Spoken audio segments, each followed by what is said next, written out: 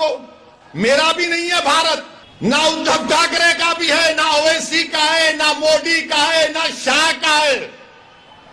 भारत अगर किसी का है तो द्रविडियन का है, आदिवासियों का है। द्रविडियन और आदिवासियों का है। मीडिया वालों, तुमको मसाला दे रहा हूं। ये जो अपने आप को सेक्युलर पार्टी कहते हैं, शरद पवार साहब, आपको बोलना चाहिए। उद्धव ठाकरे, आपको बोलना चाहिए। और मैं अपनी आज की इस तकरीर को अल्लाह के फजलो करम से मैं जो कुछ बयान करूंगा, मैं इसको मेरे भाई और भिवंडी के जो सौदर हैं खालिद गुड्डू साहब के नज़र पेश करता हूं, जो आज जेल की सलाखों में हुकूमत के जुल्म का शिकार हैं। और हम अपनी जानिब से महाराष्ट्र की हुकूमत से इस बात का मुतालबा करते हैं, डिमांड करते हैं कि खालिद गुड्डू साहब को जल्द से जल्द रिहा करवाया जाए।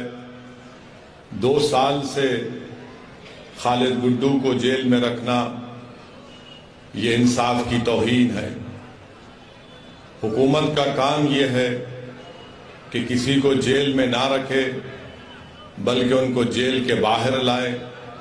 अगर उन पर कोई मुकदमात हैं तो आप चलाइए ज़रूर, मगर मेरा मानना यह है कि खालिद गुड्डू को निशाना बनाकर उनकी बढ़ती हुई मकबूलियत को रोकने के लिए इस तरह की साजिश और मंसूबा रचा गया। मैं खालिद गुड्डू की इस को जो जेल में रखा गया, उन पर जो मुकदमे आयद किए गए, मेरा मानना यह है कि तमाम के तमाम मुकदमात में कानूनी तौर पर कोई उसमें दम नहीं है, क्योंकि हुकूमत नहीं चाहती कि खालिद गुड्डू बाहर आए, इसीलिए उनको जेल में रखा जा रहा है।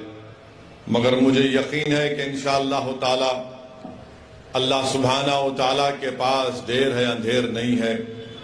जल्द से जल्द अल्लाह अपने फजलो करम से खालिद गुड्डू साहब को रिहा करवाएगा।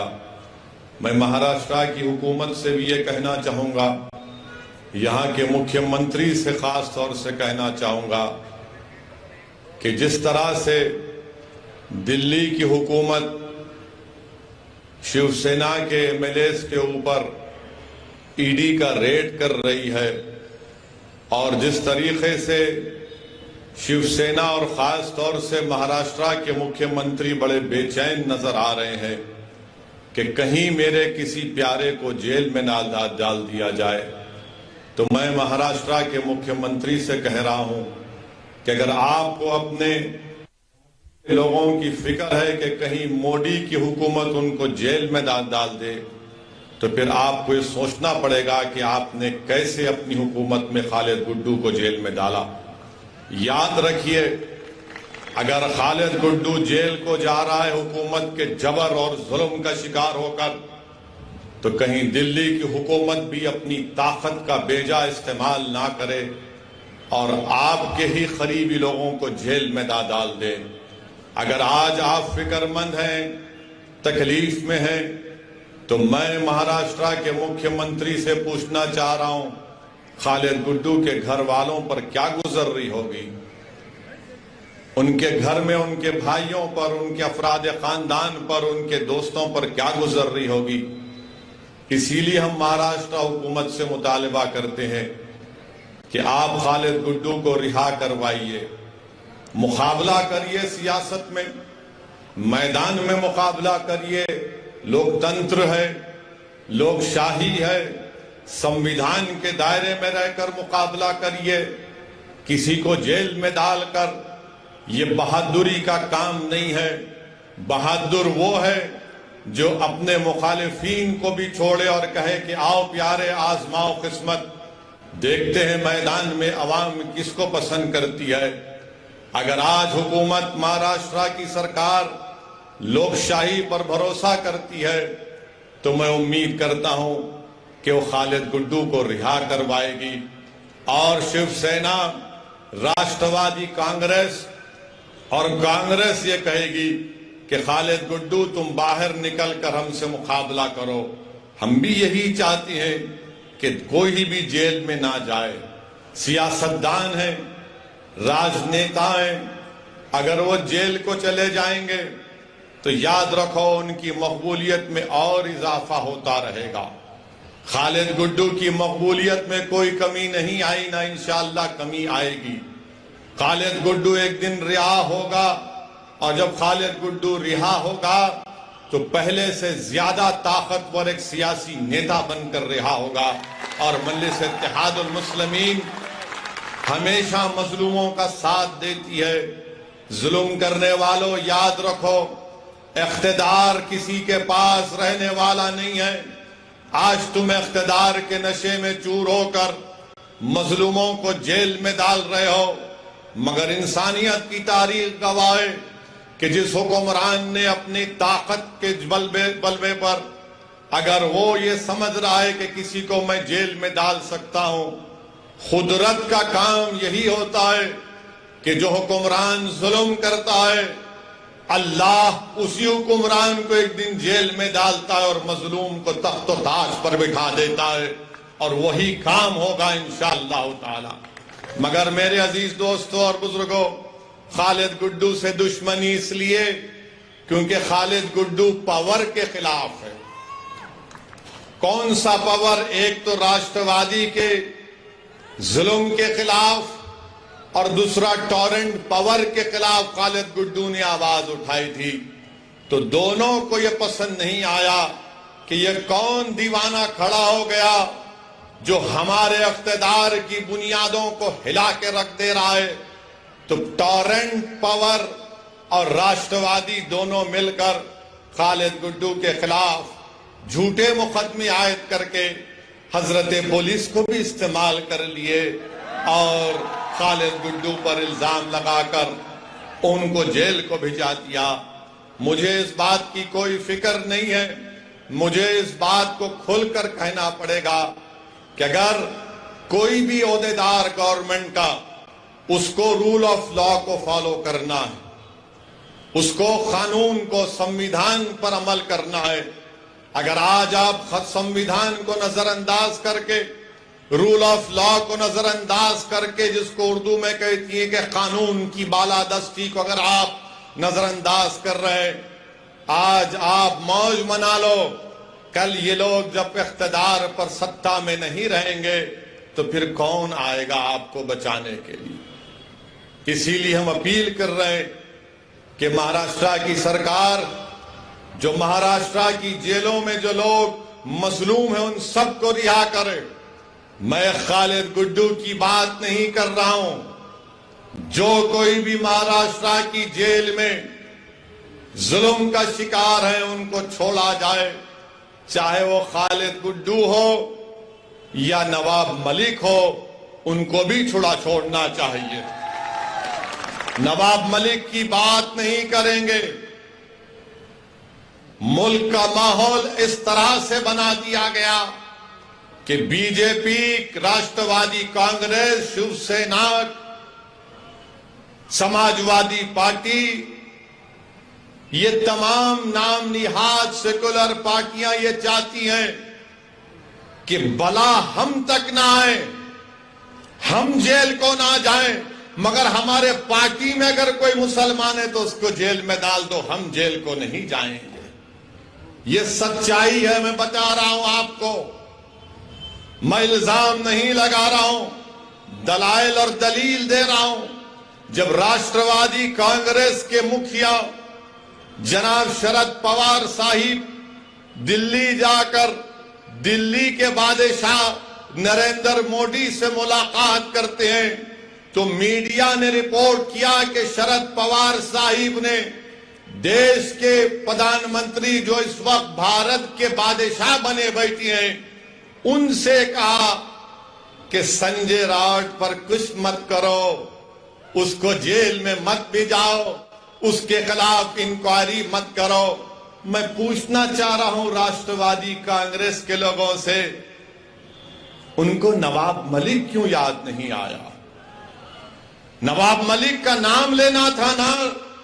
जब देश के प्रधानमंत्री से मिल रहे तो आप ही के पार्टी का नवाब मलिक है, उसके बारे में भी बोल देते कि नवाब मलिक को भेजा, जेल में डाला गया, मगर नवाब मलिक का नाम नहीं आया। किसका नाम आया? शिवसेना के संजय का नाम आया। तो क्या संजय मलिक से ज्यादा अजीज हो गया राष्ट्रवादी कांग्रेस को? यह हकीकत है, मेरी बात को याद रखो आप। मेरे इस तकरीर के बाद शुरू हो जाएंगे मीडिया के लोग जो शिवसेना की गुलामी करते हैं, तो कोई मोदी की गुलामी करते हैं, तो कोई शरद पवार की गुलामी करते हैं। मैं अवाम का नुमाइंदा हूं, मैं इनका कादिम बनकर सच्चाई को बयान कर रहा हूं। यह बात सच है कि संजय का नाम शरद पवार साहिब लिए, नवाब मलिक का नाम नहीं लिए। क्यों? नवाब मलिक क्या कमतर है संजय से? आप बताओ, क्या नवाब मलिक कमतर है संजय से? क्या नवाब मलिक और संजय बराबर नहीं है? जब बराबर है तो बोलते भी नहीं है जबान से अपनी। क्यों नहीं बोलते? मुसलमान है, कहां जाएगा, इसको डराओ दौड़ते हुए आएगा हमारे पास। बोलो इसको सेकुलरिज्म, ये सेकुलरिज्म का गुलाम है, ये हमारे पास दौड़ के आएगा।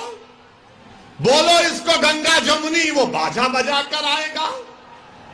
एक मुशायरा कर दो तो वो दौड़ कर आएगा। मगर यह आपकी अहमियत है, जब चुनाव आएगा तो चुनाव में कहेंगे ए ओवैसी की बात के यकीन मत करो, मोदी को रोकना है, शिवसेना को रोकना है।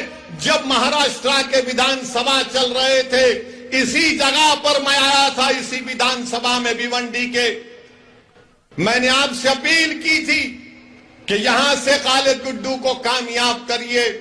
मैं आपका शुक्रिया अदा भी करने आया हूं कि आपने अपनी दुआओं से मजलिस इत्तेहाद और मुस्लिमीन के उम्मीदवार खालिद गुड्डू को 44,000 वोट से नवाजा।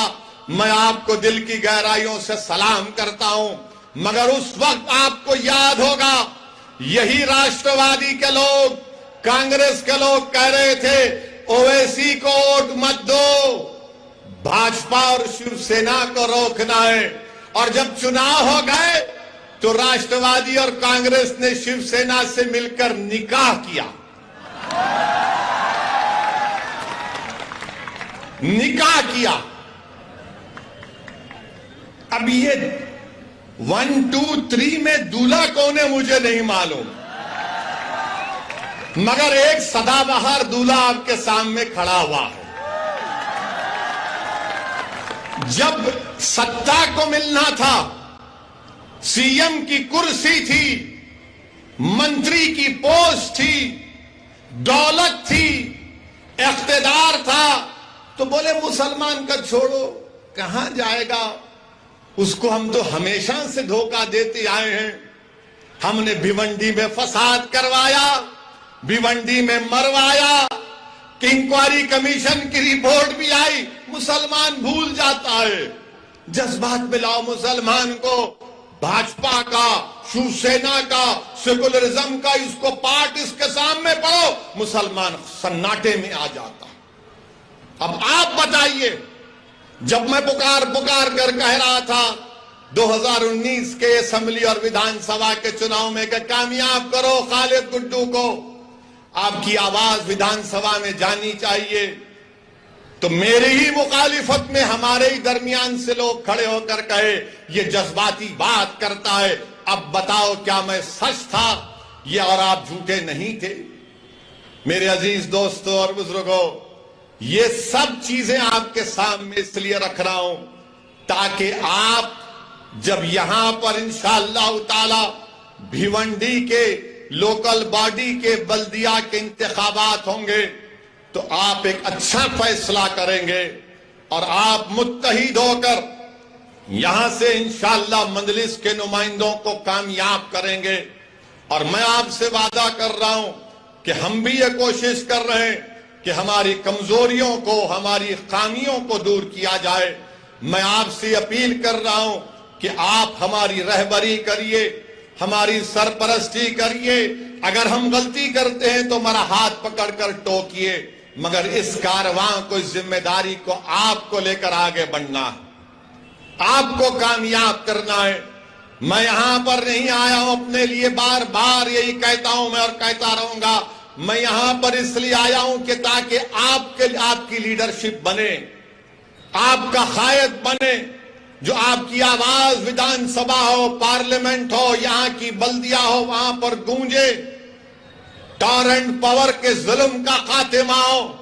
ये बुनकरों की सरजमीन है, ये मजदूरों की सरजमीन है, और यहां पर एक बरखी कंपनी गरीबों का खून चूस रही है, और खून चूसने में मदद कर रही है शिवसेना, राष्ट्रवादी कांग्रेस और कांग्रेस। आखिर क्या बात है कि सिर्फ यहां पर कितने वो कोणार्क विकास अघाड़ी के सिर्फ 4 नगर सेवक है और उनका महापौर बन जाता है, सिर्फ 4 उनके। और फिर इसमें कांग्रेस भी और शिवसेना भी, बीजेपी भी इनकी मदद करते हैं। क्या बात है, ये आपके रिश्तेदार हैं क्या? 4 इनके, 47 कांग्रेस के, भाजपा की 18। क्या बैठ के बिरयानी खा लिए तुम लोग? पूरा भिवंडी को लूट लिए। 850 करोड़ का बजट कहां इस्तेमाल हुआ? जब ये सवाल हम करते हैं 850 करोड़ कहां गए, तो कल आप देखेंगे सुबह से ये रात भर नहीं सोएंगे मेरी तकरीर सुन के, करवटें बदलते रहेंगे। कैसा बोला, कैसा बोला, ये बोला, वो बोला। अरे बोलेंगे बाबा, तुम्हारे बाप को भी बोलेंगे, तुमको भी बोलेंगे, और जब तक अल्लाह जिंदा रखेगा बोलते रहेंगे। अब सुबह से शुरू हो जाएंगे, ये भड़काऊ भाषण दिया, ये ऐसा बोला, वो उस समुदाय के खिलाफ बोला। अरे बाबू, कभी तकरीर सीखना है ना संविधान के दायरे में रहकर, तो आओ मैं तुमको समझाता हूं कैसे तकरीर करना चाहिए। मगर कल से शुरू कर देंगे, 10 बजे से मीडिया को फोन आएगा, ए वो क्लिप चला ना ओवैसी की, ए उसने ऐसा बोला था, तू चलाया क्यों नहीं? कल रात में बारिश को बुलाकर बिठा के इसको पूछ जरा। कितनों को बिठा के पूछेंगे, कुछ भी निकलने वाला नहीं है इसमें से। जो बात सच्ची होती है वो कड़वी होती है। कड़वी उन लोगों के लिए होती है जो जुल्म करते हैं, और जो बात सच्ची होती है वो अवाम के दिलों को छू जाती है और दिलों में समा जाती है। इसीलिए मजलिस इत्तेहादुल मुस्लिमीन से मुखालिफत। 850 करोड़ का बजट, और अस्पताल जैसा भी कहा गया कि वेंटिलेटर पर है। 850 करोड़ कहां गए? कैसे अस्पताल नहीं अच्छा हुआ? किसके जेब में गए? आप अंदाजा लगाइए, 850 करोड़ का बजट अगर अस्पताल की अच्छाई के लिए, डेवलपमेंट के लिए इस्तेमाल होता तो गरीबों को इससे फायदा पहुंचता भिवंडी की। मगर इनको ये चाहते हैं कि नहीं नहीं, गारत का गड़ा है इनका, भरता नहीं है। 850 करोड़, मेरे को कितना, तेरे को कितना? अरे क्या ये खाजा का लंगर है, लूट के लेके जाएंगे तुम लोग? ऐसा लगता है कि पूरे डाकू एक हो गए। ये मेरा हिस्सा, ये तेरा हिस्सा, ये मेरा हिस्सा, और इसी हिस्सेदारी में आपको अपना हिस्सा नहीं मिलता है। इसीलिए मैं आपसे अपील कर रहा हूं कि आने वाले बल्दिया के इंतखाबात में आप मुत्तहिद होकर मजलिस इत्तेहादुल मुस्लिमीन के उम्मीदवारों को कामयाब करिए। मेरी आपसे अपील है कि आपकी आवाज भिवंडी की बल्दिया में गूंजनी चाहिए, आपके मसाइल का हल मिलना चाहिए। और जिस तरीके से आपने अल्हम्दुलिल्लाह 44,000 वोट खालिद गुड्डू को दिए, मुझे यकीन है कि आने वाले बल्दिया के इंतखाबात में आप मुत्तहिदा तौर पर मजलिस के उम्मीदवारों को कामयाब और कामरान करेंगे। मेरे अजीज दोस्तों और बुजुर्गों, मैं आपसे अपील कर रहा था, बता रहा था कि मुल्क में जो हालात हैं वो आप सब जानते हैं, मुझसे बेहतर आप जानते हैं। आज प्रधानमंत्री, देश के वजीर आजम, दिल्ली के बादशाह अपनी हुकूमत के 8 साल के पर बड़े बड़े बातें आज किए हैं। मैं देश के प्रधानमंत्री से इतना पूछना चाहता हूं, देश के प्रधानमंत्री आखिर ये क्या बात है कि 1 लीटर दूध और 1 डबल रोटी का लोफ पैकेट एक ही कीमत में क्यों मिल रहे हैं प्रधानमंत्री? 1 लीटर दूध और 1 डबल रोटी का पैकेट। तो बीजेपी वाले बोलेंगे क्या बोलता है ना, क्या बोल रहा है, दूध भी खरीद ले, डबल रोटी खा ले, पेट भर जाएगा। अरे आप बताइए, महंगाई कभी इतनी महंगाई भारत में कभी नहीं हुई थी और आज 8 साल देश के प्रधानमंत्री अपनी हुकूमत के मना रहे हैं। महंगाई, इन्फ्लेशन सबसे हाईएस्ट है। बेरोजगारी नौजवानों में जो भारत में दुनिया में किसी मुल्क में नहीं है, मगर मोदी जी बोल रहे 8 साल में मैंने चांद पर जाकर मट्ठी आपके कदमों में डाल दी। आपको देश के प्रधानमंत्री बोल रहे हैं कि 8 साल में बहुत बड़ा काम कर दिए। फिस्कल डेफिसिट 40 साल में सबसे ज्यादा है। रिटेल इन्फ्लेशन 20 साल में सबसे ज्यादा है। और जो महिलाओं की, खवातीन का वुमेन फोर्स है, उसमें कमी आई है। 10% से कम महिलाएं काम कर रही हैं भारत में। आप बताइए इसके ऊपर क्या बोलेंगे? मेरे अजीज दोस्तों और बुजुर्गों, 8 साल का जश्न बीजेपी मना रही है, तो क्या यह बात सच नहीं है कि भारत के फॉरेन रिजर्व जो 640 बिलियन डॉलर से 595 बिलियन डॉलर्स पर आ गए? कौन जिम्मेदार है इसका? FIIs, फॉरेन इन्वेस्टमेंट इन्वेस्टर्स 22% से 19% पे आ गए इंडियन स्टॉक्स के। कौन जिम्मेदार है इसका? इखलाक को मारा गया, कौन जिम्मेदार है? पीलू खान को मारा गया, कौन जिम्मेदार है? रकबर को मारा गया, कौन जिम्मेदार है? दिल्ली का फसाद हुआ, कौन जिम्मेदार है? गाय के नाम पर पीटा गया, कौन जिम्मेदार है? गाड़ी के नाम पर मारा गया, कौन जिम्मेदार है? सर पर टोपी पहनने पर मारा गया, हाफिज जुनैद को चलती हुई ट्रेन में मारा गया, कौन जिम्मेदार है? सेंधवा में 12 घरों को तोड़ दिया गया, कौन जिम्मेदार है? मध्य प्रदेश खरगोन में 22 घरों को तोड़ दिया गया, कौन जिम्मेदार है? राजस्थान के खैरोली में फसाद हुआ, कौन जिम्मेदार है? और 8 साल का जश्न मना रहे हैं,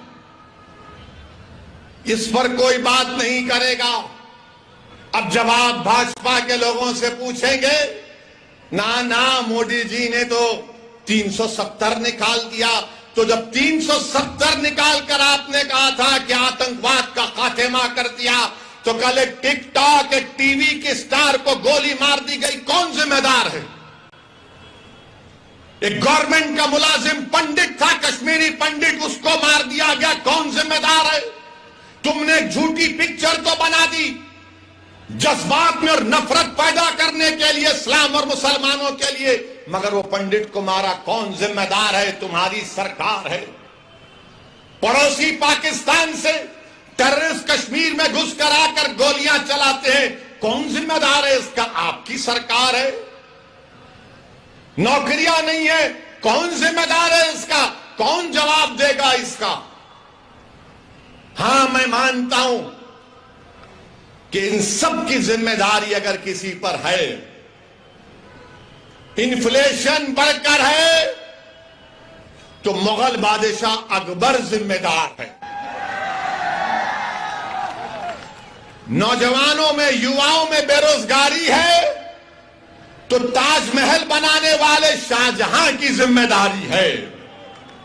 पेट्रोल डीजल बढ़ गया, औरंगजेब जिम्मेदार है, मोदी जी नहीं है जिम्मेदार। ये लोग करके गए, इसीलिए पेट्रोल आज तक बढ़ रहा है। सरकार आपकी है, मैं खुद कह रहा हूं ना, औरंगजेब, अकबर, शाहजहां सब जिम्मेदार हैं, मोदी जी नहीं है जिम्मेदार। मेरे अजीज दोस्तों और बुजुर्गों, एक बात मैं भारत के मुसलमानों को भिवंडी से कहना चाहूंगा, भारत के जो सेकुलर जहन रखने वाले हमारे हिंदू भाई बहन हैं, दलित हैं, ओबीसी समाज के लोगों से कहना चाहूंगा, भारत कैसे बना? ये आज जो भारत है कैसे बना? ये आरएसएस बीजेपी कहती है कि आक्रमण करने वाले मुसलमान आए थे, कहते हैं ना, ये आए थे, आक्रमण करने वाले आए थे भारत में।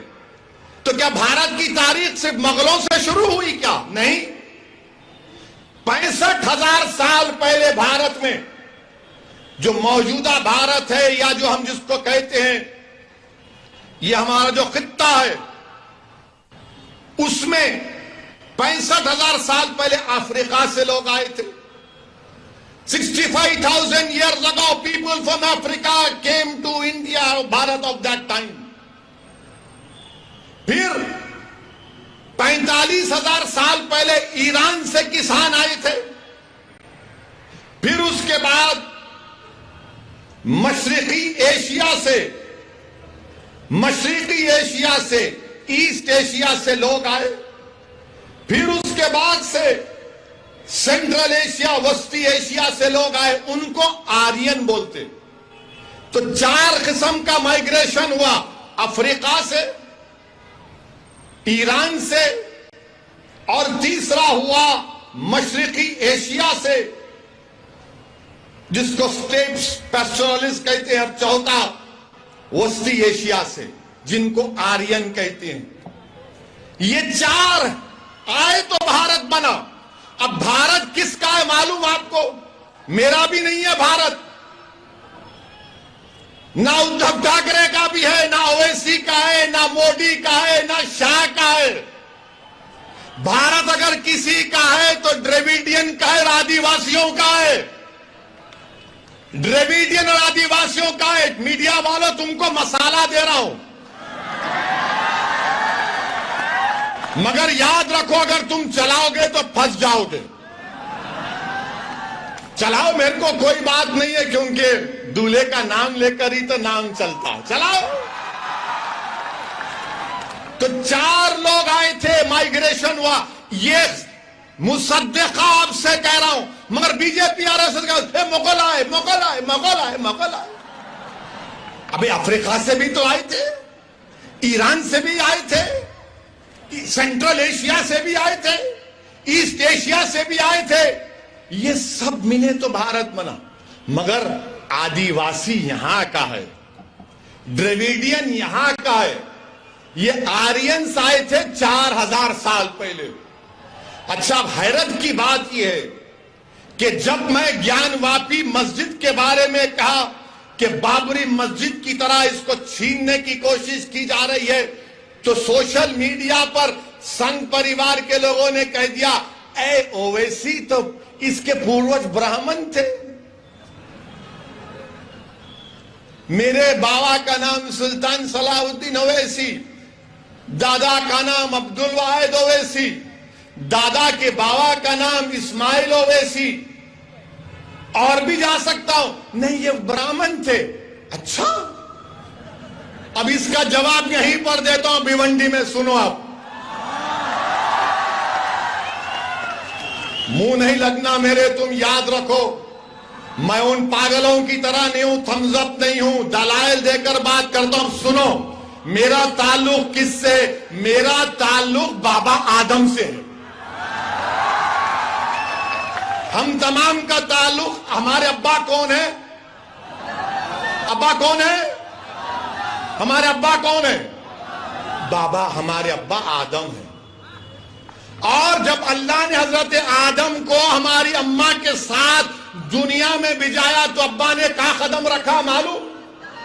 भारत में। तो ये मेरी बाप की जमीन हुई। अब बाप की जमीन से औलाद का कोई हक छीन सकता? छीन सकता? अब्बा अल्लाह भी जाया तो बोले भारत में आ गए, एक कदम यहीं रखा, अब्बा की जमीन है। अबे तू मेरे को कहां मिला रहा जाके? मेरा ताल्लुक अब्बा आदम से है प्यारे। मगर जब तुमने ब्राह्मण कहा तो क्या यह बात सच नहीं है कि बाल गंगाधर तिलक जो भारत की आजादी में बहुत बड़ा अदा किए, मुजाहिद आजादी है, क्या उन्होंने नहीं कहा था कि आर्यन लोग आर्कटिक से आए थे? आर्कटिक उन्होंने कहा था यह बात। अब बताओ इस पे क्या बोलेंगे? क्या बोलेंगे तुम बताओ इसको? इसलिए कह रहा हूं कि भारत में अगर कोई इंडियन माने ओरिजिनल है वो आदिवासी है, द्रविडियन है, बाकी के सब लोग आए। और ये प्रूव हो चुका है कि आबादी का 65% हिस्सा, ये 4 जो माइग्रेशन हुए आप करा के देख लो। मगर बीजेपी संघ क्या बोलेगी, शिवसेना भी, सब मुगल आए, मुगल आए। हाँ ठीक है, मुगल आए तो पेट्रोल बढ़ गया, मुगल आए तो डीजल बढ़ गया, मुगल की वजह से बेरोजगारी बढ़ गई, मुगलों की वजह से इन्फ्लेशन है, मुगलों की वजह से स्टॉक एक्सचेंज में हमारे FIS 22 से 19% हो गए, मुगलों की वजह से रोटी महंगी हो गई, मुगलों की वजह से दूध महंगा हो गया। अरे सब हम ही जिम्मेदार है, तुम तो दूध के दूल्हे हो। देश का प्रधानमंत्री मुसलमान है, आप नहीं है ना। महाराष्ट्र का मुख्यमंत्री आप नहीं है, कोई और है। हर चीज को मुगलों से जोड़ दो। अरे मुसलमानों का मुगलों से कोई ताल्लुक नहीं है, हमारा ताल्लुक मुगलों से नहीं है, वो बादशाह थे। बादशाहों का ताल्लुक दीन से नहीं होता, जो खलीफा होता है उसका ताल्लुक दीन से होता है। ये बादशाह थे, इनका क्या प्रॉब्लम था? हमारा इख्तिदार बाकी रहे।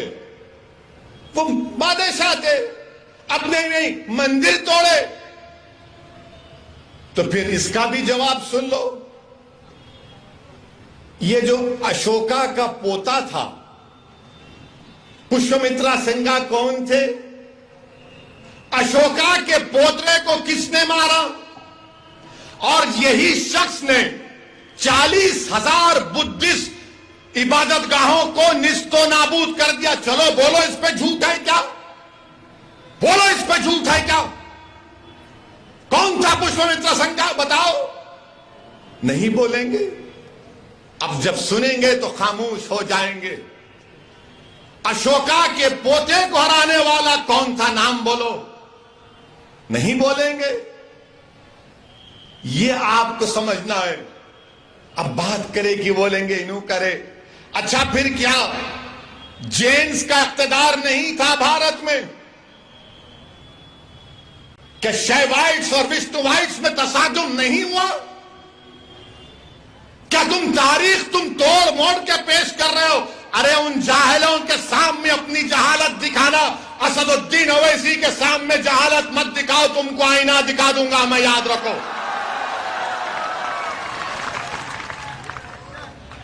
बोलो अशोका के पोते को किसने मारा था? कौन मारा था अशोका के बेटे को? बोलो। नहीं बोलेंगे। शाम सूंघ जाएगा इनको। बोलेंगे नहीं मुगल मुगल। अबे रात में मुगल, दिन में मुगल, बैतुल खला में मुगल। कभी निकलो तारीख से। तारीख यह है भारत की कि 65,000 साल पहले अफ्रीका से लोग आए थे भारत में।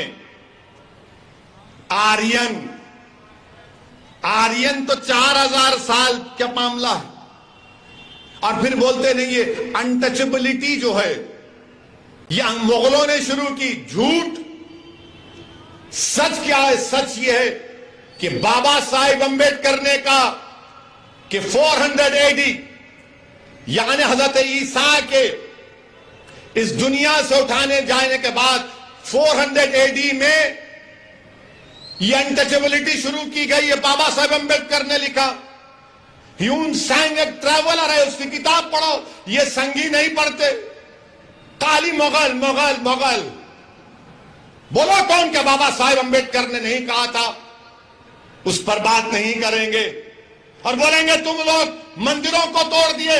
तो क्या स्वामी विवेकानंदा ने अपनी किताब में नहीं लिखा कि जगन्नाथ की मंदिर बुद्धिस्ट इबादत गाह पर बनाई गई? बोलो मुझ पर इल्जाम लगाने वालों, बोलो।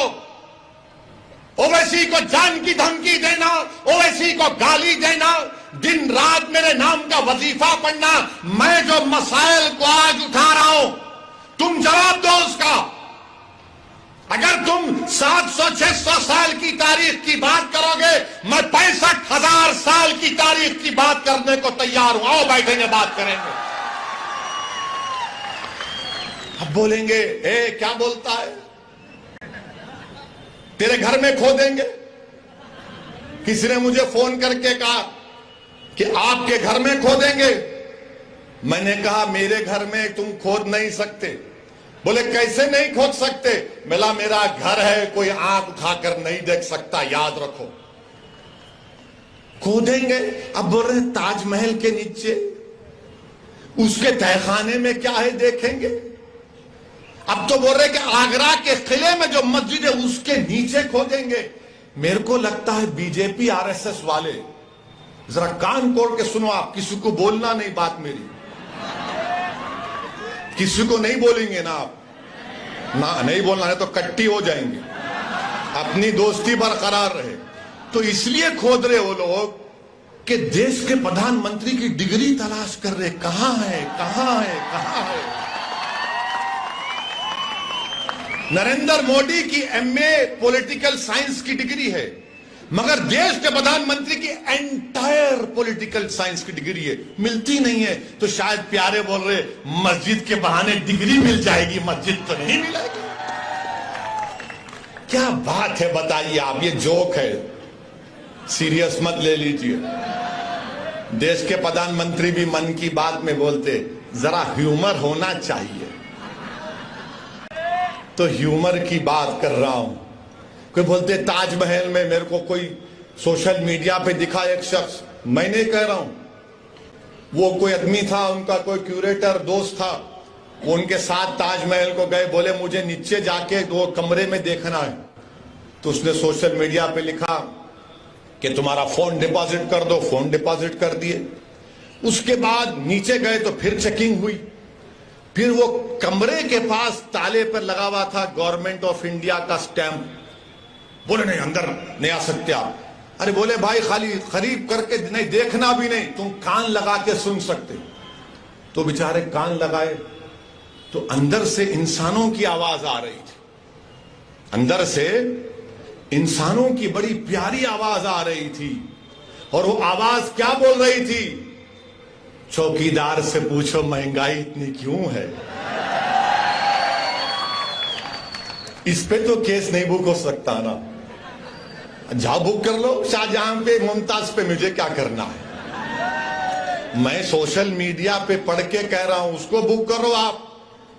मगर मेरे अजीज दोस्तों और बुजुर्गों, मुल्क की हालात आपको ये बता रहे हैं कि नफरत और बीजेपी और संघ परिवार मिलकर भारत के मुसलमानों के खिलाफ एक ऐलान जंग कर चुके हैं, ऐलान जंग कर चुके हैं। और हमारी हर तहजीब की हर निशानी को मिटाना चाहते हैं, हर चीज को मिटा देना चाहते हैं। हलाल गोश्त देश के लिए खतरा, हिजाब देश के लिए खतरा, दाढ़ी देश के लिए खतरा, टोपी देश के लिए खतरा, मस्जिदें देश के लिए खतरा, मस्जिद की मीनारें देश के लिए खतरा, मस्जिद की अज़ान की आवाज देश के लिए खतरा, सब चीज खतरा है देश के लिए। और इस बात में आप देख लो, जब ये बातें हो रही हैं तो क्या कांग्रेस कुछ बोलती, क्या राष्ट्रवादी कुछ बोलती है, क्या शिवसेना कुछ बोलती है, क्या समाजवादी कुछ बोलती है, क्या आम आदमी पार्टी कुछ बोलती है? कोई अपने आप को सेकुलर पार्टी बोलने वाले कुछ नहीं बोलेंगे। हलाल पे गोश्त पे नहीं बोलेंगे, हिजाब पे नहीं बोलेंगे, अज़ान पे नहीं बोलेंगे, ज्ञानवापी मस्जिद को छीनने की बात पर नहीं बोलेंगे। क्यों नहीं बोलेंगे? मुसलमान को डराओ, वो तो हमारा कैदी है। और हम ज्यादा बोलेंगे तो हमारा हिंदू वोट हमको नहीं मिलेगा।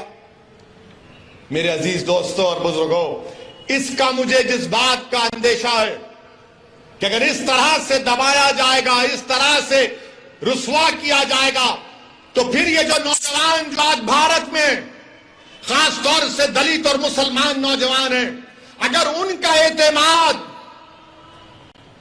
जमहूरियत से, लोकशाही से अगर कम हो जाएगा, वो अपने घरों में जाकर बैठ जाएंगे, वो घरों में जाकर अपने बैठ जाएंगे और दूसरे दर्जे के शहरी बन जाएंगे।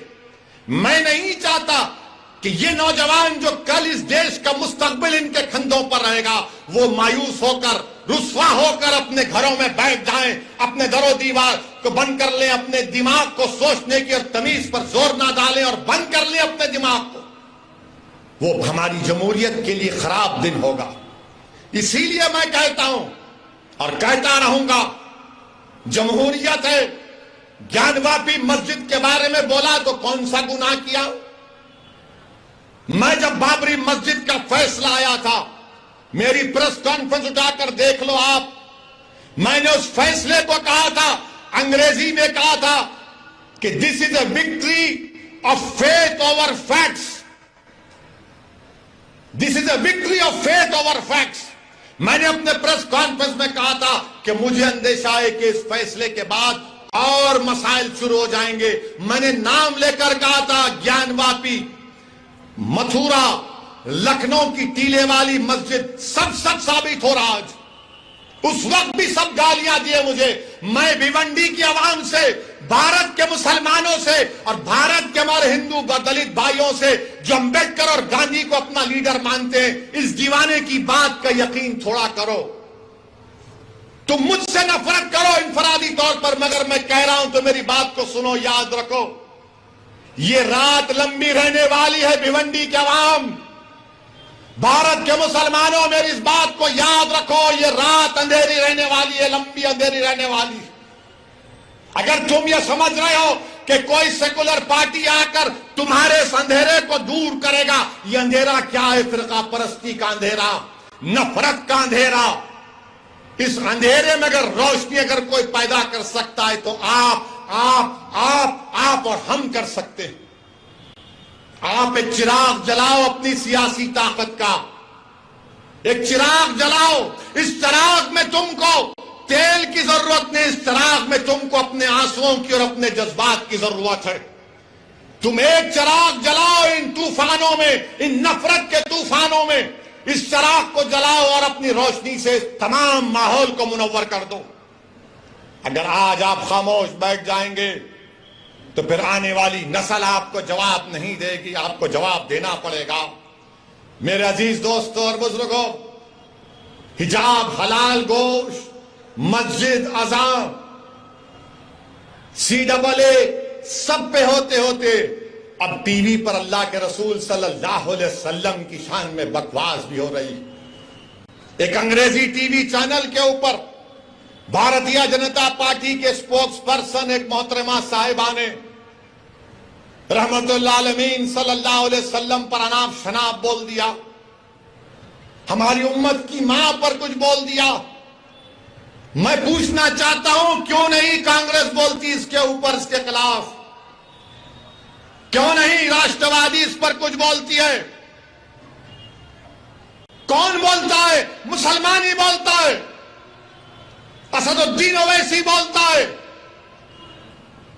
हैदराबाद में आज कमिश्नर ऑफ पुलिस हैदराबाद के पास एक कुल जमाती डेलीगेशन गया, मगर आपको बता रहा हूं और आप गवाह हैं मेरी इस बात का कि जब कमली वाले पर कोई अनाप शनाप बकता है तो कोई नहीं बोलता। उद्धव ठाकरे के बारे में अगर कोई बोलेगा तो उसके घर को जाकर उसको धमकी दी जाएगी या उसके मुंह पर कालिक फेंकी जाएगी। शरद पवार पर कोई बोलेगा तो थप्पड़ मारा जाएगा। शरद पवार के बारे में कोई लिखेगा तो उस एक्ट्रेस को जेल में डाल दिया गया। तो बताओ, क्या शरद पवार को बोला जाएगा, उद्धव ठाकरे को बोला जाएगा, मोदी को बोला जाएगा, और जब मेरे रसूल के बारे में बोला जाएगा तो तुम सब गूंगे बन जाओगे? तुम कुछ नहीं बोलोगे। मैं आपसे मुखातिब नहीं हूं, मैं इख्तिदार की कुर्सियों पर बैठने वालों से पूछ रहा हूं, बताओ, बोलो। शरद पवार के बारे में बोले तो थप्पड़ मारकर ऐनक तोड़ दिए, उस एक्ट्रेस ने कुछ कहा तो जेल में डाल दिए, मोदी के खिलाफ लिखे तो जेल में डालते हैं, योगी के खिलाफ कुछ बोले तो जेल में डालते हैं, और रसूल अल्लाह सल्लल्लाहु अलैहि वसल्लम की शान में को अनाप शनाप बकता है। अरे खाली नारे लगाने से कुछ नहीं होता, मैं जो कह रहा हूं सोचो उस बात पर। जब अल्लाह अकबर कहते ना तो उसके माने समझो।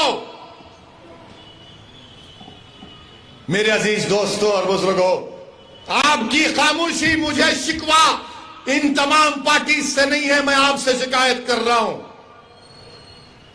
मैं आपके सामने अपना दर्द बयान कर रहा हूं। मैं अपनों के दरमियान में खड़े होकर आपसे भीख मांग रहा हूं। मुझे उनसे उम्मीद नहीं है, मुझे आपसे उम्मीद है। अगर मेरी बात कड़वी लग रही तो अपना एक दीवाना बेटा और भाई समझकर माफ कर दो, मगर मेरा हक बनता है कि मैं तुम्हारे सामने बोलूं। अगर तुम्हारे सामने नहीं बोलूं तो कहां जाकर बोलूं, बताओ। मेरे अजीज दोस्तों और बुजुर्गों, इसीलिए आपको अपनी एक सियासी ताकत को मजबूत करना है, चाहे जिले सतह पर हो, बल्दिया का इलेक्शन हो, जिला परिषद का इलेक्शन हो, असेंबली का हो, पार्लियामेंट का हो, आपको अपनी आवाज उठानी चाहिए, नुमाइंदा होना चाहिए। मत जाओ इन लोगों की बातों में कि ओवैसी खड़ा होगा तो उन्होंने जीत जाएंगे। अरे जब मैं नहीं भी खड़ा हो रहा हूं तो जीत रहे ना। मुबारकपुर से ताल्लुक रखने वाले कितने यहां पर बताओ, हाथ उठाओ। मुबारकपुर से कितने लोग हैं कि जामिया अशरफिया की बिल्डिंग को तोड़ा गया, कुछ समाजवादी के लोग बोले? नहीं बोलेंगे। फिर आप क्या करेंगे? नहीं इलेक्शन आए, नहीं ओवैसी बोलता अच्छा भाई, मगर अब क्या करेंगे? आप याद रखो, आप हुकूमतों को नहीं बदल सकते, आप अपने नुमाइंदों को कामयाब कर सकते हैं। आपको अपने नुमाइंदों को कामयाब करना है, और हम भारत के प्रधानमंत्री से अपील कर रहे हैं, रिक्वेस्ट कर रहे हैं कि देश के प्रधानमंत्री आप अपने नेशनल स्पोक्स पर्सन के खिलाफ एक्शन लीजिए।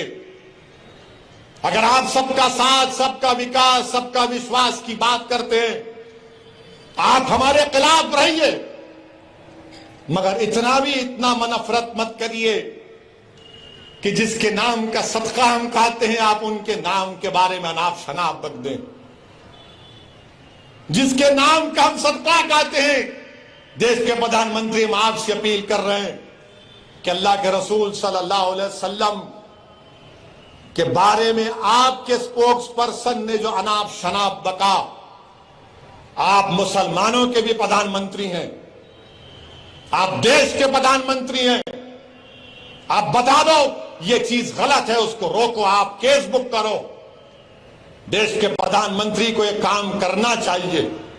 करेंगे नहीं करेंगे मुझे नहीं मालूम, मगर मुझे यकीन है कि जिसने भी इस तरह की अनाप शनाप बका है उसको उसका सियासी चराग उठता जाएगा, उसको सिक्योरिटी मिलेगी, उसको बड़े बड़े ओहदे दिए जाएंगे।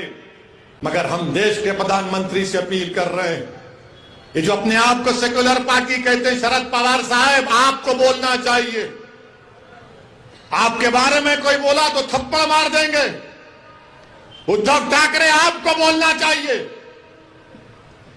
मुखालिफत करो आप मजलिस की, कोई एतराज, मगर हर चीज की एक हद होती है। किसी को इस बात की इजाजत नहीं है कि आप किसी भी मजहब के बारे में, उनके बड़े बड़े लोगों के बारे में आप अनाप शनाप बक दें। मुझे भी इख्तलाफ है बीजेपी से, शिवसेना से रहेगा जिंदगी भर।